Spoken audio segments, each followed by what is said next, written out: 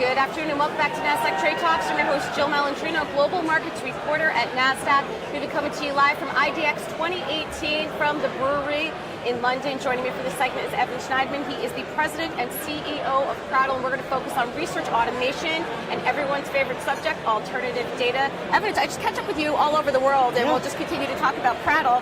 So let's talk about this. Prattle analyzes content of central bank and corporate communications and so forth. How do you break down such a complex market-moving language?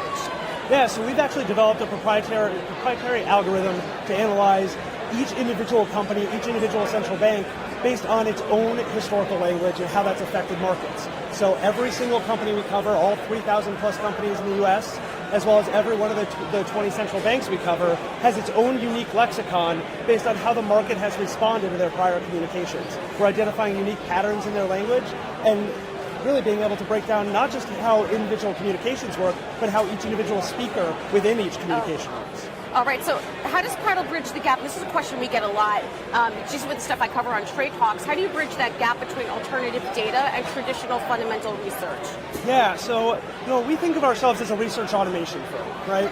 The best alternative data is something that chips away at the complexity of the research process, streamlines that process, and really makes it easier for the best fundamental and quantamental analysts to do their job, and of course empowers quants to build in those qualitative research aspects that have never really been part of their process. And so we think of what we do as filling that gap. All right, so who are some of the early adopters of Prattle's data? And someone likes to like Prattle? Apparently. So. All right, so who are some of the early adopters of Prattle's research and the automation tools? Yeah, so our earliest adopters have mostly been quant funds because the data works so well. Right, our data is built by isolating in on the residual price movement unexplained by traditional quantitative factors and tying that specifically to the language.